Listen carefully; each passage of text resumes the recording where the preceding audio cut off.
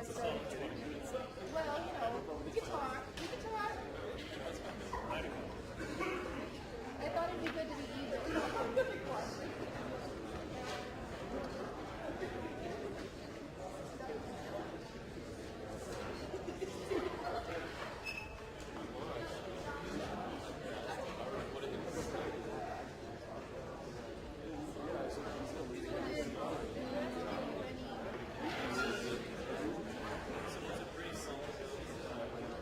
Not really. I mean, there was probably there was 9. I had 9, and then there was a gap until 10. No, Lauren was after Lauren.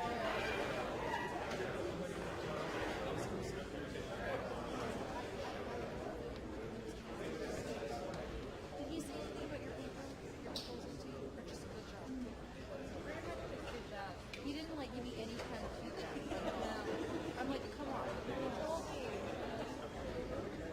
He said, we want you to use the finished product. We want you to say, we want you to use the planning style, right?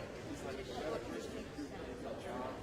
Oh, because you wrote to your wrong sentences, right? I get that. He said, it's like you write and you speak like and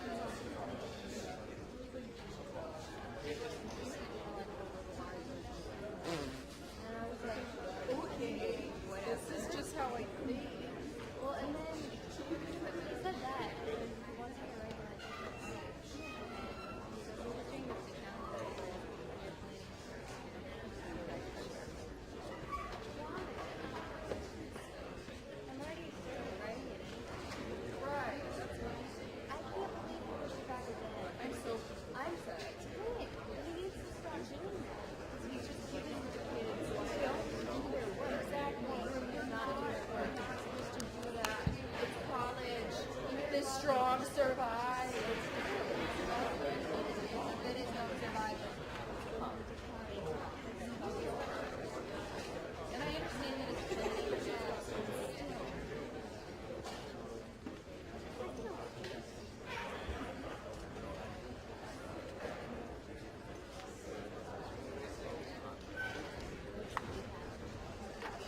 Okay, we're going to get started. Thanks everyone for coming. It's my pleasure to announce our today's guest, Yugon Kim. He's a founding member, founding owner and partner of IKD. He's also an associate director of TSKP Architects in Boston. Prior to establishing his practice, he was with the Renzo Piano Building Workshop since 2006. In addition to his professional practice, Yugon serves as chair for the Boston Society of Architects Museum and Exhibition Design Committee, and he's the co-chair of the Harvard Asian Alumni Alliance in Boston. He's also is a faculty member at RISD, Rhode Island School of Design, and has taught design studios at Wentworth Institute of Technology in Northeastern. He holds degrees, a master's degree from Harvard and a bachelor's degree from Bard College. And I had the pleasure of getting to know Yugon through Exhibit Columbus, which hopefully we'll be talking about some of that. Just a little. So with that, welcome. Thank you.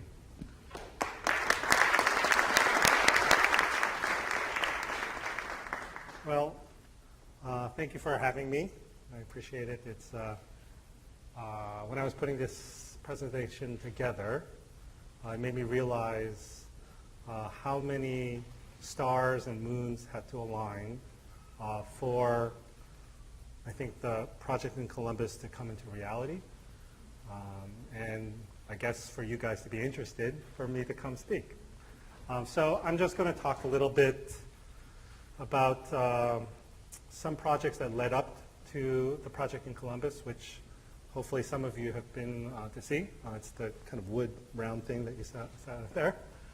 So we'll walk through that, but really it's speaking about my journey in using timber as a kind of primary material of interest in constructing space.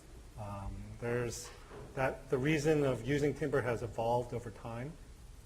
I think when you're a kid, you use wood because it's It's just there, it's accessible. You have wood blocks when you're a kid.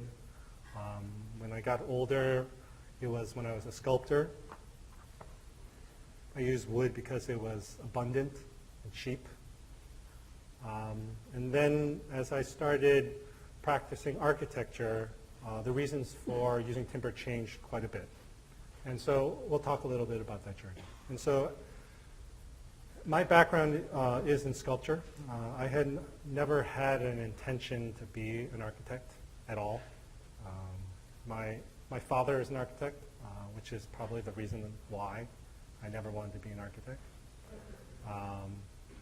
But I was always in love with making. And I started doing small-scale sculpture, then larger-scale installation, and eventually decided to go to architecture school to mostly enrich my sculptural interests. And so while I was at architecture school, I suddenly realized I didn't want to do sculpture anymore.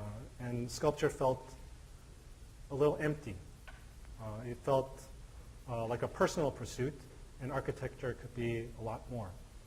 And I think this decision, and I was speaking earlier today about it with one of your classmates, it is something that I think allows me to look at architecture from a different perspective, because I think many architects today, they often would like to make sculpture, but at that critical juncture, I made a choice that I didn't want to do sculpture. I wanted to make architecture.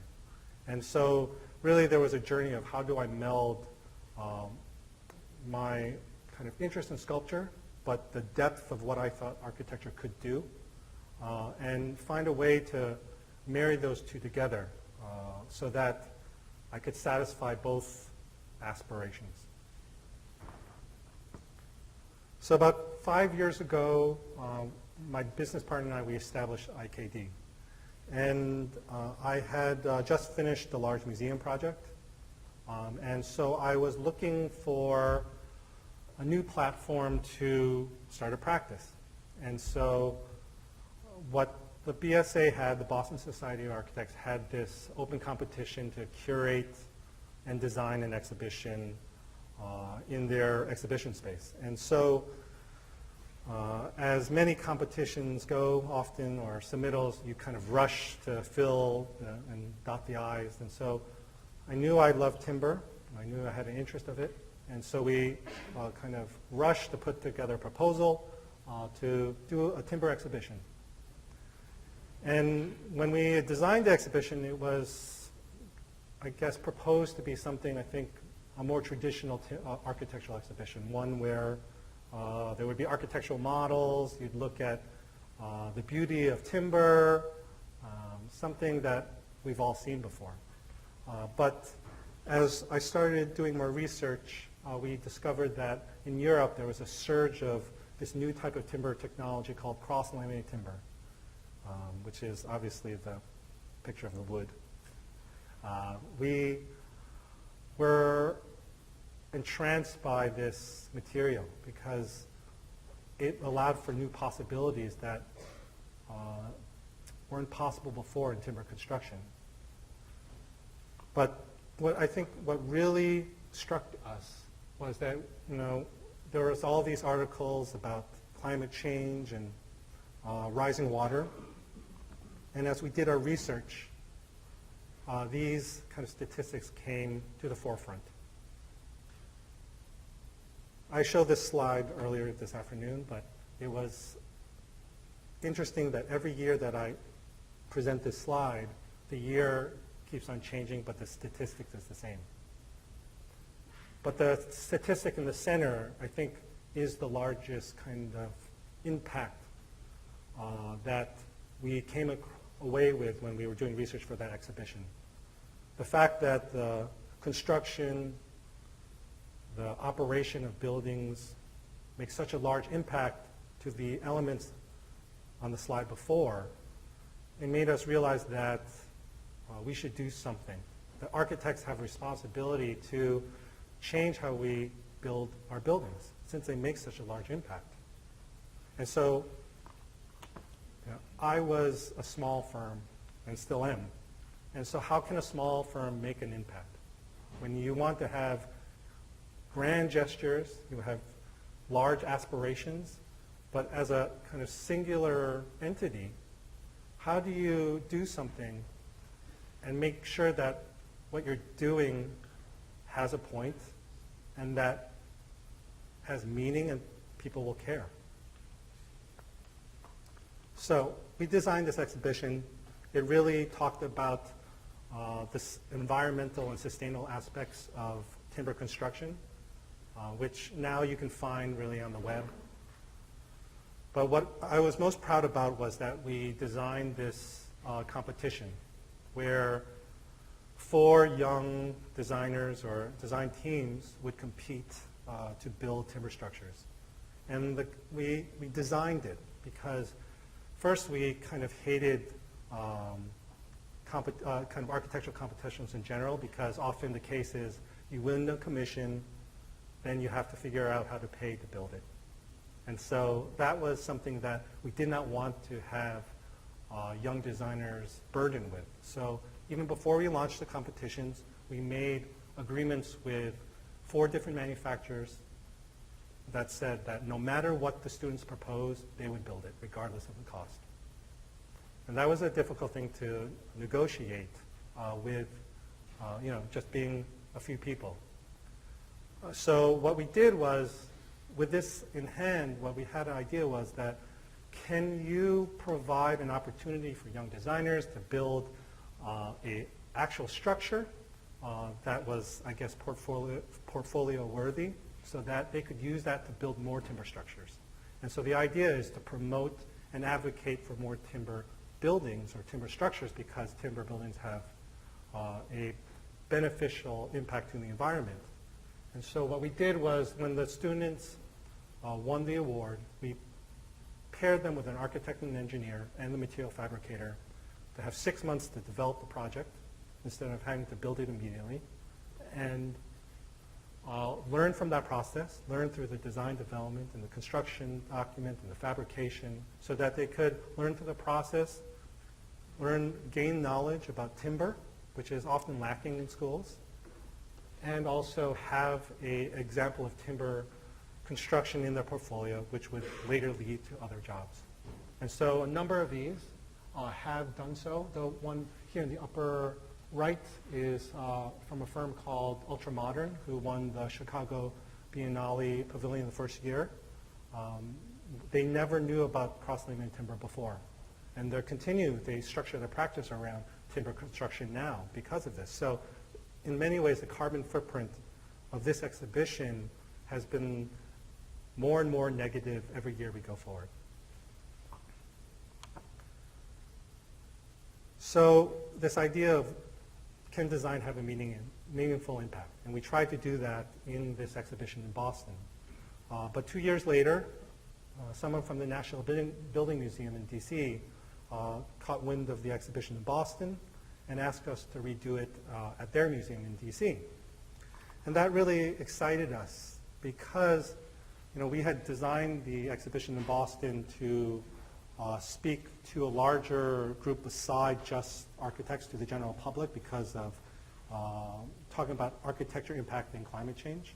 But we realized that we couldn't make significant change because it was policymakers that make this change.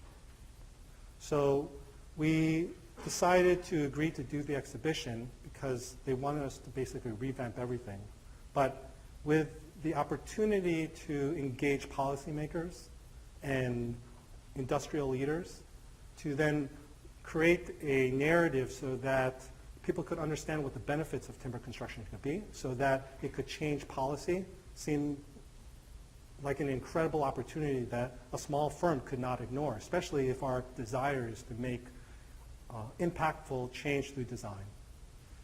So you can see here, we use basically the Timber City exhibition as a way to marry all these entities that usually are separate, to create this to be a kind of precedent so that it could convince people and have people understand what the benefits of timber construction could be.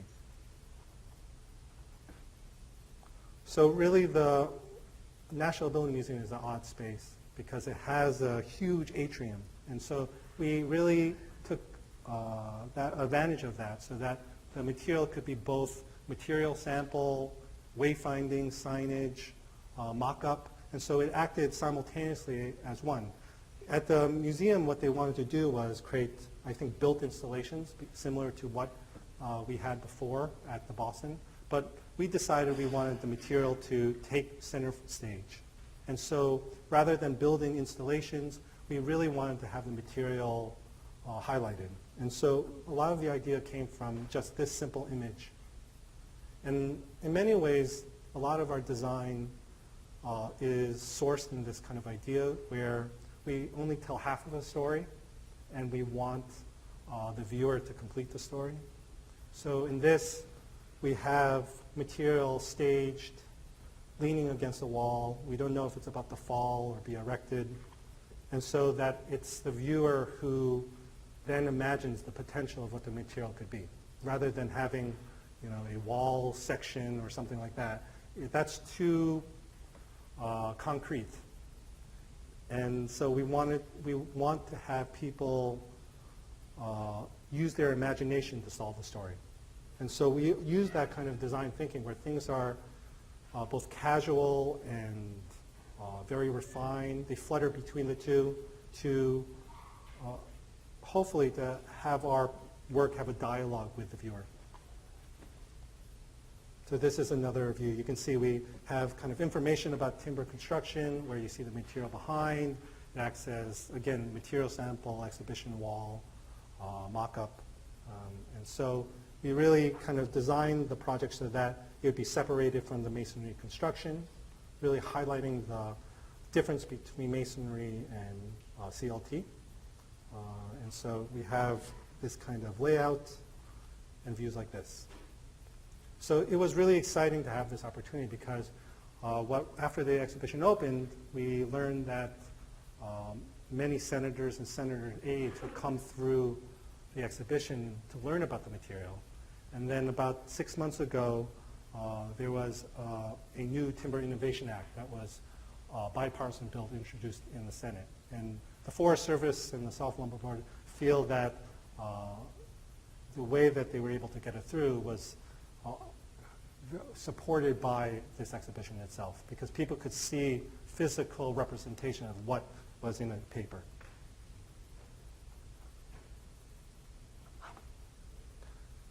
This is another project that really led to the development of the Conversation Plinth. It's called Outside In. It's our attempt to develop a material. And so we were using timber waste, which we did in the Conversation Plinth as well. And what we tried to do was make basically a timber version of CMU, because we realized that there was a panel version of timber, a stick version, but not a block. And so basically this is a construction of timber log cutoffs that are rotated inwards to make a modular system. The idea of the overall project was really a play on the tree bench, where usually a tree bench, you sit and the tree is behind you. And this idea was not only with the material a reversal, but the tree, the kind of design was also a reversal of the tree bench, where you're looking at the material that the piece was built from. So this is the idea of timber waste modular unit. It's taking the cutoffs that usually are left and discarded when scoring up a log, rotating them, and then facing them inward, trying to minimize the amount of energy needed to create this product. We were looking at the life cycle, which we did in kind of theory in the exhibition, but we tried to use it in practice. When we were doing the life cycle in the exhibition, we understood that there were many benefits over steel and concrete, but we found areas of inefficiency. And so a lot of it had to do with the processing and what waste was left over and how they utilize that waste. And so our idea was to then take these large pieces of timber, which represented, I think, about 35% or 40% of the log, and then utilize that to make another timber product rather than just chipping it and going to mulch. Really, the idea of timber construction, for those who weren't here this afternoon, is the idea is that trees have this incredible ability to remove carbon from the atmosphere and lock it into the fiber of their material. And so once you harvest a tree, that material gets locked in the building product. And so it's basically removing carbon, which affects climate change, and then locking in this building product so that it's no longer in the atmosphere. And so the more material that we prevent from being burned or decayed and locked into actual permanent structures is a benefit to us all. So for this project, we did all the fabrication. We tried to understand the material by using it one-on-one. We often rent space at a shop. And so, again, with my background in sculpture, I really love working with my hands. And so we tried to understand the limitations of material. We found a module that worked because the log cutoffs are not completely square. But we went as far as applying for a patent, which we got. And we tried to mass produce this material. But what we didn't realize, what we didn't understand, and what we applied for the Conversation Plinth project was not understanding all the regulations and rules involved in bringing a product to market, understanding how industry works and all the systems in place. So it was an incredible eye-opener in terms of, you can design something, but to implement it at a impactful scale, you have to understand the systems and the hurdles involved. And so we tried to do that for the Conversation Plinth. We did this kind of exhaustive study where we also were interested in how materials weather over time. And so in these materials, we tried different types of finishes. We tried different type of notches to release tension in the wood to understand how best you could utilize wood in an exterior application. Because in many ways, timber doesn't work well in exterior locations unless detailed correctly. And it's one of the limitations of CLT, which if some of you have recently been to the Conversation Plinth have seen. And so we are trying to learn from this, and we're trying to develop a new panel that can work in an exterior application, learning from how the material moved in Columbus. So here are people happy looking at the material. So this is the Conversation Plinth. I guess some of you been. Who's been? Can you raise your hand? All right, good. So I'll walk a little bit about some of the ideas behind the development of the idea and give you maybe a little of the Wizard of Oz experience of understanding the design process. So we felt incredibly fortunate to be part of the 10 finalists invited. And in many ways, we didn't really understand why, because we were really an unknown firm. We did a few interesting things, but I wouldn't say necessarily to the caliber of many of our colleagues. But we thought it was an incredible opportunity, so we wanted to do something special. But it's hard to do something special when you're visiting a place like Columbus. So when I visited the site, this is, for those who are not familiar, it is, I would say, the most prominent site, maybe the best site, and the most difficult site. It's surrounded by these kind of great works, these great architects and artists. And so how do you put something in there that doesn't compete but has a dialogue with the other structures? And I struggled in trying to figure this out. There was a very, lots of long nights, and we didn't know what we were going to do. But what we did recognize is that they were formally quite different, but what connected them were these plinths that supported them. And for those who don't know, the plinths are basically pedestals that are supporting the buildings that signify their importance. And so that was something that we thought was in common. But what I realized when I kept on walking around Columbus is that after the first or second day, I became not very interested in looking at the architecture anymore, probably because I'm a bad architect. But I was more interested in talking to the people there, listening to what they had to say.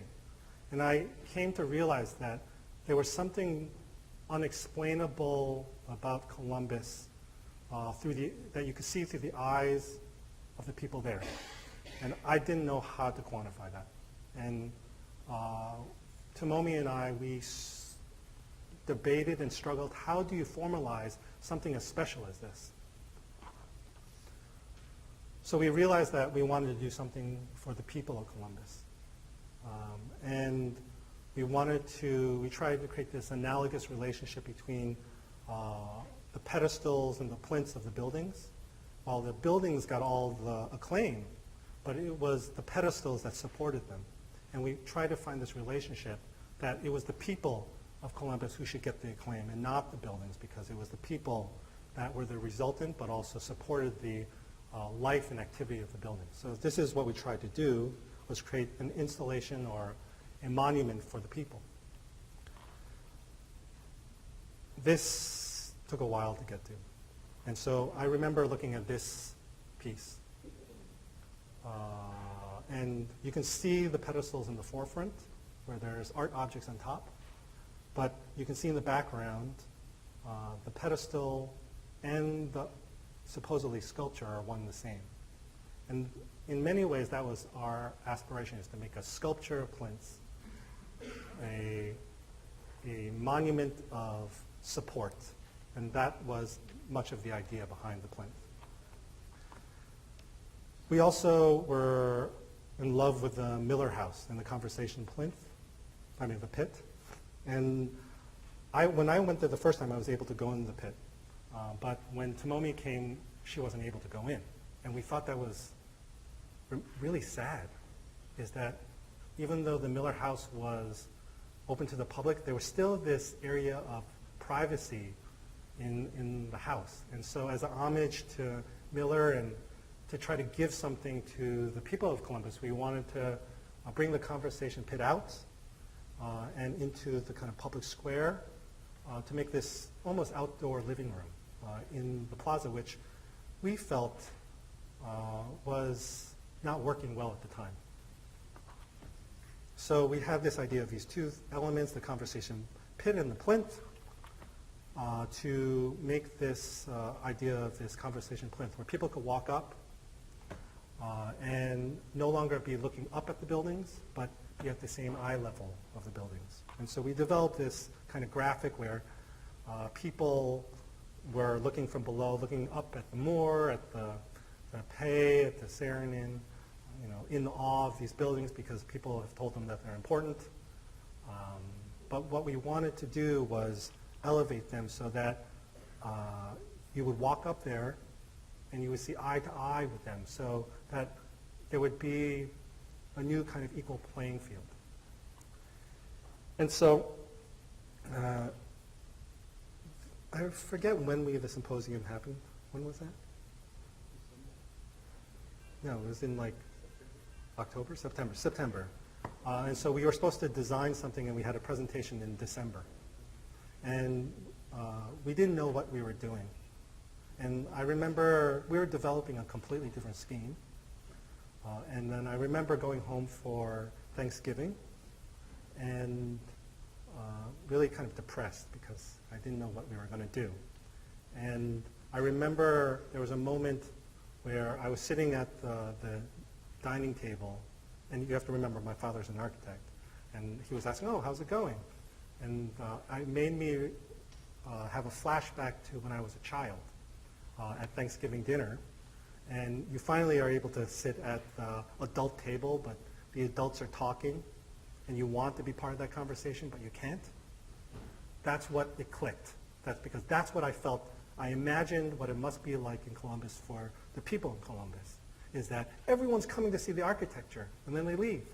But the people of Columbus should be part of that conversation. So how can we make an installation that can allow that to happen? And so that's what was the idea of this idea of making a monument for the people and elevating them up so that they could be on this kind of equal kind of playing field. So that was at Thanksgiving, and so we only had a few weeks. So we were developing this scheme, a completely different one. And then when I came back from Thanksgiving, I knew this wasn't right, but we had to present something. So we were just keep on going. And I remember in the archives seeing this picture of them putting this frame in for the moor. And we were trying to play around with this, but it wasn't right. And then I remember going back to the beginning.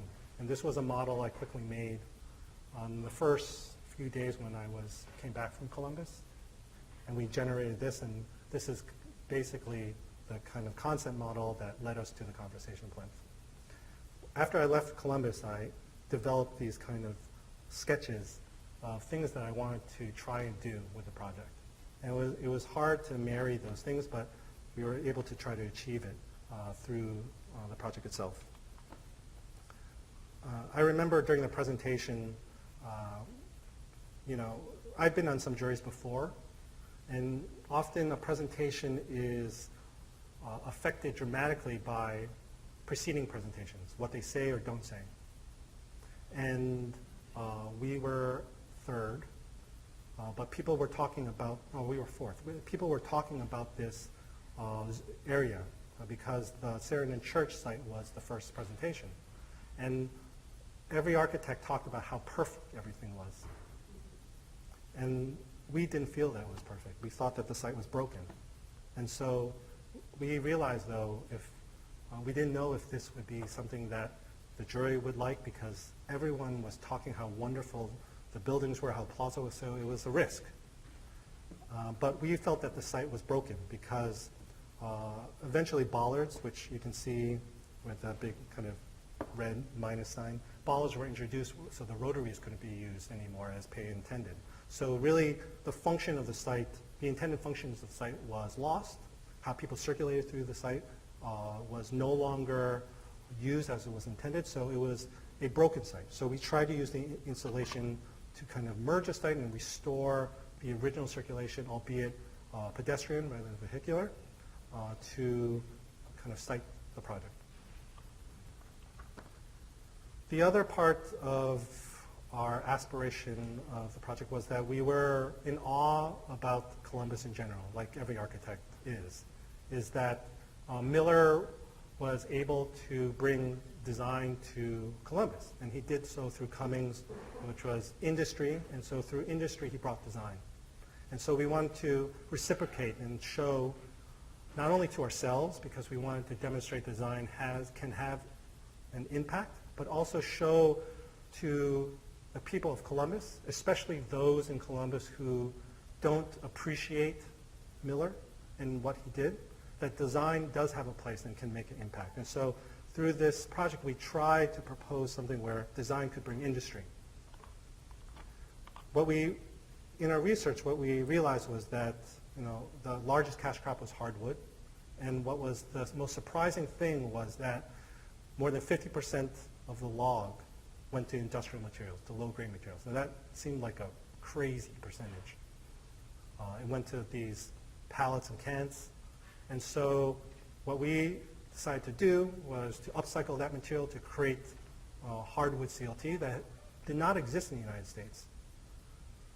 We learned from our mistakes in the Outside In project, where we immediately partnered with one of the 2 certified manufacturers, the CLT in the United States, because our goal was to bring it to certification, full market certification. And there's this process called PRG 320, which is an APA certification testing approach.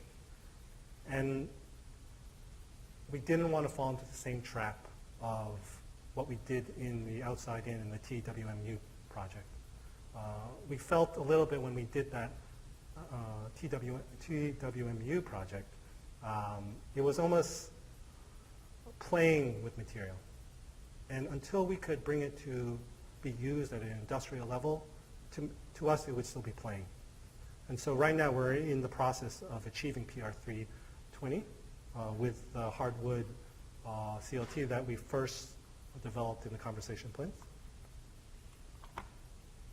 So we wanted to use this project as a demonstration project to prove to the hardwood industry that hardwood should be a building material, because for so long it lost its place. But historically it was one of the original structural materials to build structures here in the United States. And then hopefully the resultant is jobs, increased land value, and then money in the pocket of rural economies, and also the environmental impact. We found that through the National Building Exhibition that this environmental impact message did not speak to everyone. And so that was just icing on the cake. If we could prove the other things, that would be the main instigator, and then the sustainable aspect would just follow along.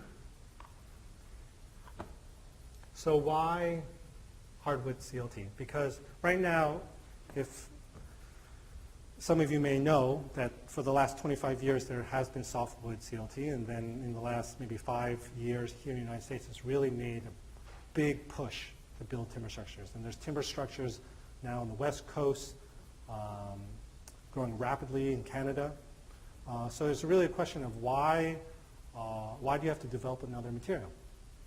And so not only were we utilizing this unused resource of low-grade hardwood to try and diversify the market and allow mills to have options to sell their material, but hardwood has superior mechanical properties so that potentially it can create a structural superior panel with less volume to then negate the fact that hardwood weighs more. It also, our kind of testing shows that it can achieve a 2-hour rating with a thinner assembly. And so many times softwood CLT is sized to be able to achieve that 2-hour rating, even though it already meets the structural capacity at a thinner kind of a layup.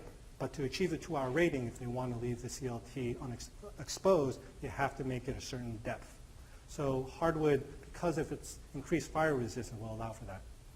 And finally, I guess the other benefit is that often in many softwood CLT building, they put a topping slab on top because it's just not as durable as a walking surface. And just as in the conversation plinth or in hopefully subsequent projects, it could be a true structural finished floor where the material that's providing structural rigidity also is the finished material that you're walking on. So we did the proposal. It went, I guess, well.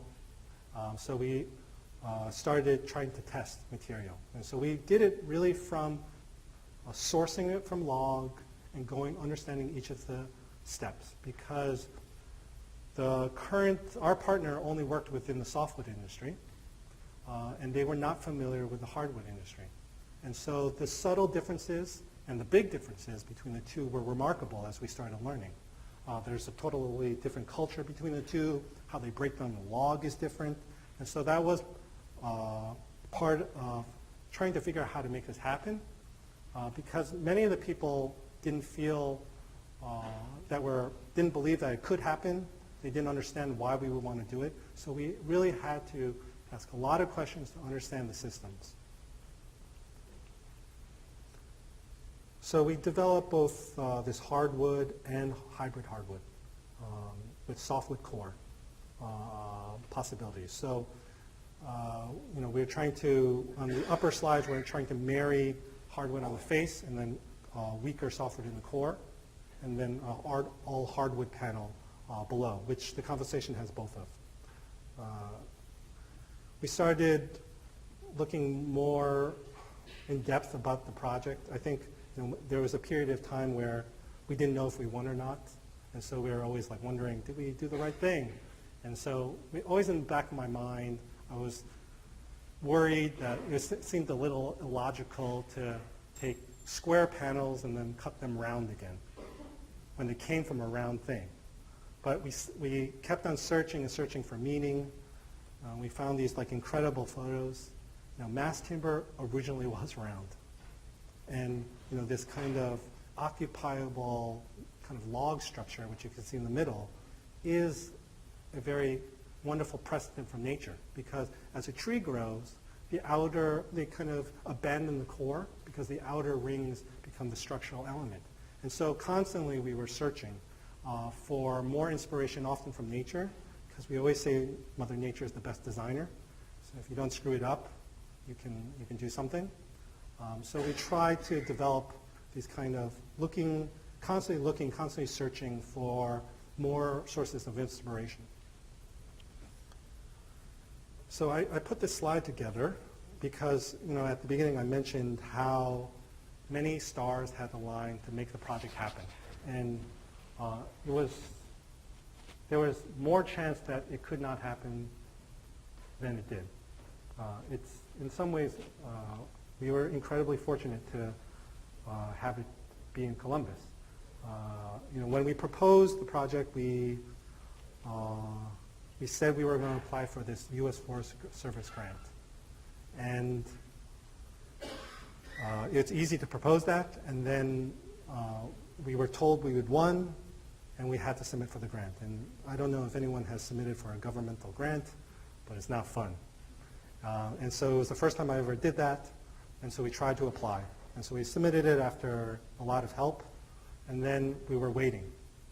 Because it was clear from the pricing exercises that we could not afford it with the budget allotted, that we needed additional funds, and that was where the Forest Service had to come in. So we were developing options, and we had to develop two simultaneously because we knew we would run out of time because the timeline didn't work well. It worked okay, but it didn't work perfectly. And then you can see there was the original date of the U.S. Forest Service announcement, and that was delayed. And it mostly was because of the election. There was a transition, and no one knew what was happening. No one knew where funds were coming. If funds were happening, we heard that EPA funds were closing, so we had a belief that we wouldn't get the funds. So we were still developing two options because we didn't want to do kind of a bait and switch with Columbus. So we decided we have to start developing the material. So you can see the material was shipped in to Smartland for panel testing. You can see the red asterisks. They immediately told us that their machines couldn't handle processing the hardwood. And so we didn't know what to do. So then we had to develop a workaround where material would be processed at the hardwood facilities and then shipped rapidly to the softwood places so that they could be pressed. So one thing solved, but still no funds. Then we were informed informally that maybe you're going to get the funds in late May, and we knew we were in a jam. So we had to proceed at risk. And so we were developing the project, and we thought there might be a decent chance we would get the funds. But we had another problem is that we potentially had funds, but no hardwood manufacturer was willing to shift their production schedule to give us material because they still could make more money exporting their kind of material to China or some other country. And so we were scrambling around to try and find a partner until we engaged the National Hardwood Lumber Association, who helped us then introduce us to certain people within the field. Then we got formal notice that we got the award, but we still didn't know if the funds were going to come. So we kept on pushing the development. The material started getting processed and shipped to Columbus, but we received word from Smartland while they were processing the materials that they spoke to their insurance company, And the insurance company wouldn't let them do the construction. And that was at the end of July. So then we had to find a contractor because construction was supposed to happen in August, which was a week and a half away, a contractor to help us build it. So we had to do construction drawings because we were going to do everything digitally with SmartLam. And we did construction drawings in about 3 days, and we met with a construction outfit in Columbus to help us build it. And then we we started building it in Columbus, and then suddenly on the last day of the opening, it was all completed. But you can see there's this rapid kind of process where if certain things didn't align, we would have been in a lot of trouble. So these are kind of the two extremes. We knew we didn't want to shrink the scale, but if we didn't get the award, we would have to thin out the panels considerably, almost the plywood thinness. And so those who've been to the project know that the panels are about 3.5 inch thick. We would have, if we had not received the grant, we would have thinned it out, only making the walking surface CLT. And so we went as far as changing the way that things were cut so that everything was nested. SmartLam said they could never build this because there was too many pieces, so we would have had to build it ourselves. But we developed this option fully so that if we didn't get the grant, we would build this. But as luck would have it, we finally got the grant eventually. And so this is kind of an example of how layups were determined and how we distributed material per different units and how they were nested. So we had to find a balance between having massive panels that they could swing in so that because the schedule was so tight, but also trying to limit the amount of material and panels made because you have to remember that the material was sourced in Indiana, but it had to go 2,000 miles to Montana. And hardwood weighs a lot, and so we had to pay for each truck that went, and there's a weight limitation for each truck.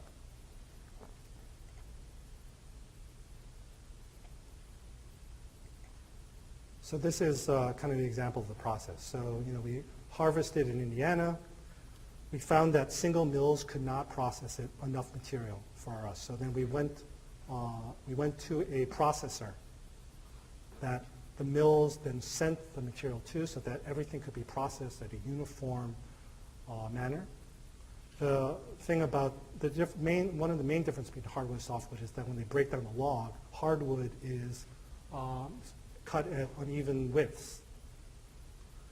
And so, whereas in softwood, everything is dimensional. And so it's critical for it to be dimensional when you make softwood CLT. So we had to find a way to process hardwood as if it was dimensional lumber. Not only that, we were using grade 3 common mixed species ash, maple, oak, and hickory. That was typically green. And so we had to apply first grade application by surfacing on 4 sides and drying it to a certain moisture content so that it could be glued up as if it was softwood CLT, just hardwood material. So we had to apply all these different processes to create the product. So what we ended up was we developed 2 different widths, and usually CLT is made of a single dimensional lumber. But because wood is the hardwood was at different widths, we found a kind of sweet spot between wide boards and thin boards. And so through the panels, we have alternating layers between wider boards and thin boards so that we could maximize the yield of the material that we bought and processed from the Indiana mills. That material then was transported to Montana. But as I mentioned before, the softwood machines couldn't handle the hardwood. So we had 10 days to process the material and surface it in Indiana before it was shipped to Montana, because after 10 days, part of the processing is planing the face of the surface.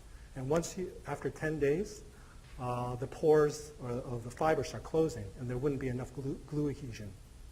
And so it had to be rapidly shipped and then immediately off the truck and pressed immediately.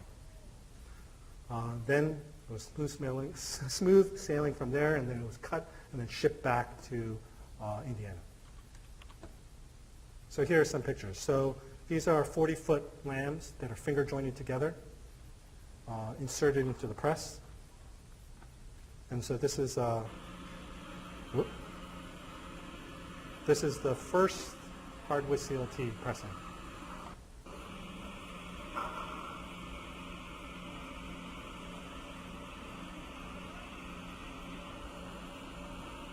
It keeps on going, so I'll keep on going.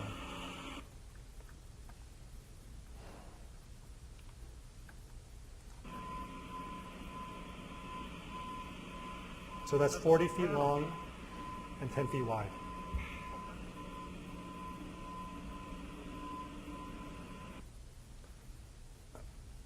I think for a small firm to be working with a certified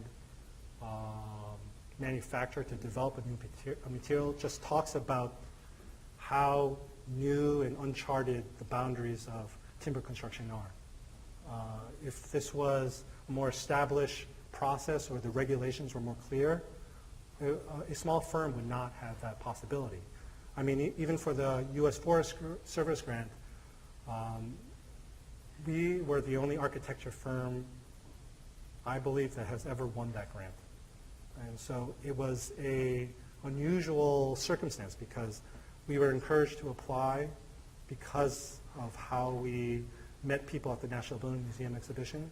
But that paired with the opportunity to be in Columbus, it was this perfect kind of moons aligning where we had a palette and we had this kind of connection that we probably shouldn't have had, and we tried to take advantage of it to develop this material.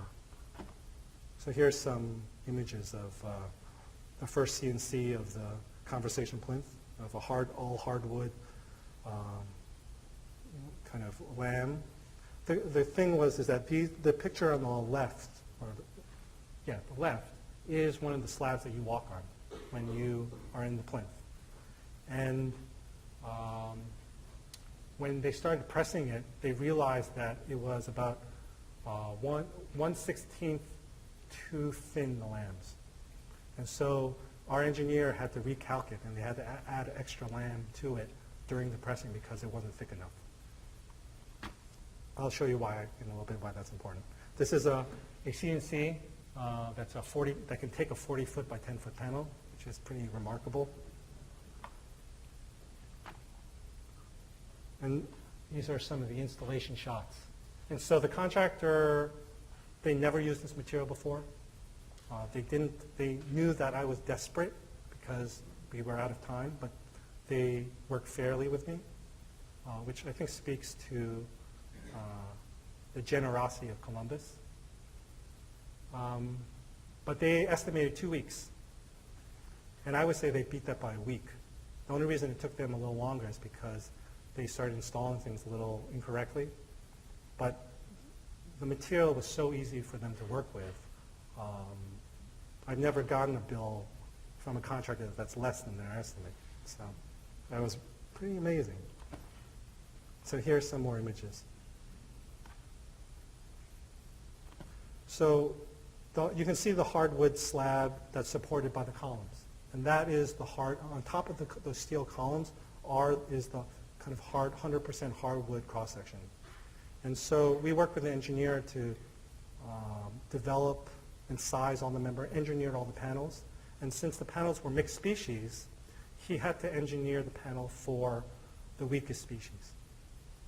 The idea to use a mixed species blend, because most CLT is really a single source, is that we understood that wood is a commodity, and we didn't want our panel to be subject to constant market fluctuations.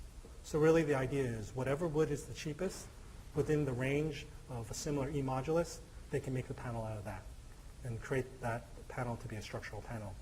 So in some panels will be oversized, but some will be just right there. And so in this case, we needed to use hardwood CLT at the top of the columns because if we use softwood, the columns would have shear punched through the slab. So you can see here, you can see the moments of stress. If it wasn't hardwood, the columns would just either punch right through, or we would have to make the capitals on the columns much larger, which we didn't want to do. So it demonstrated what could be some potential of what CLT can do, and as a kind of demonstration project itself. Here's some more images for those who haven't been.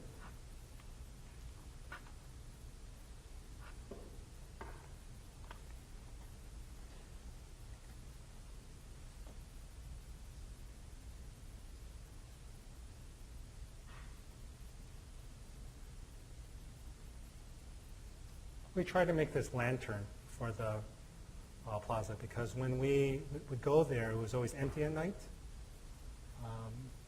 And we thought that it was so sad that a plaza would be unoccupied. And I think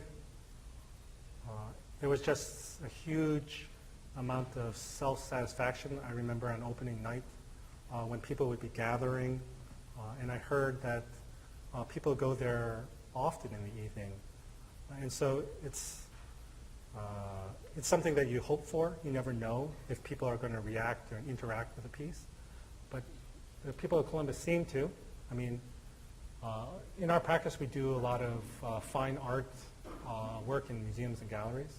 And we always joke that only in Columbus could you build something this close to a Moore sculpture without protecting it. Because in any other place, you would blow the entire budget by just protecting the Moore.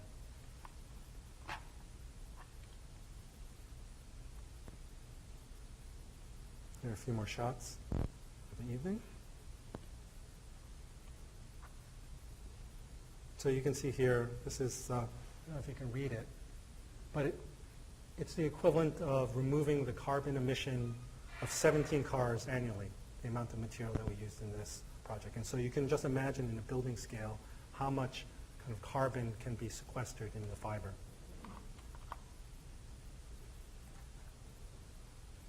This is a time lapse of the construction.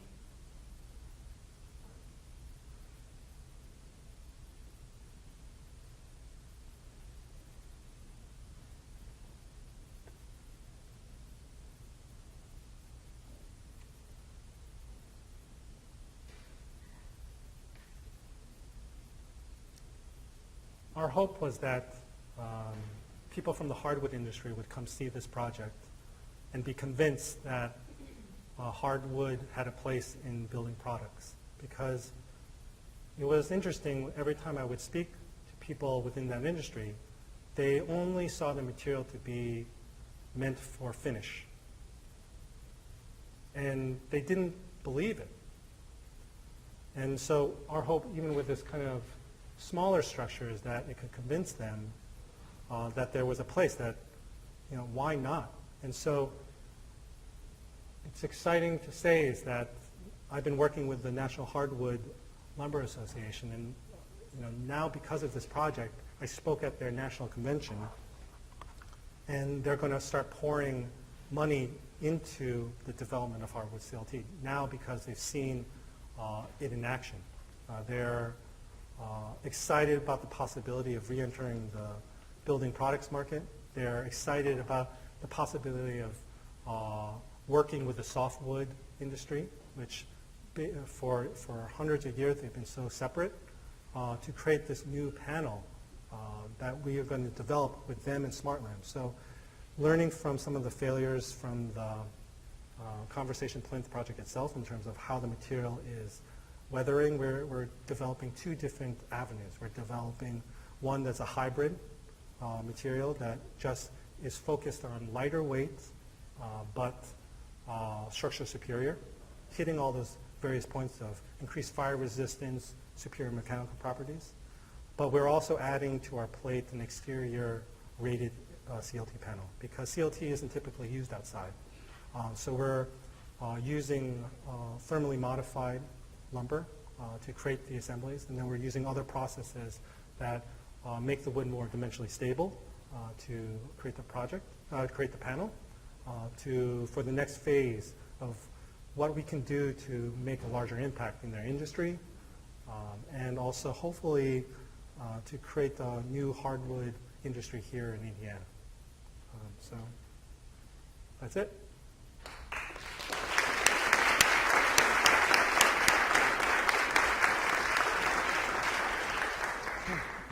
Does anyone have any questions? Yes, not. Okay. Well, thank you very much.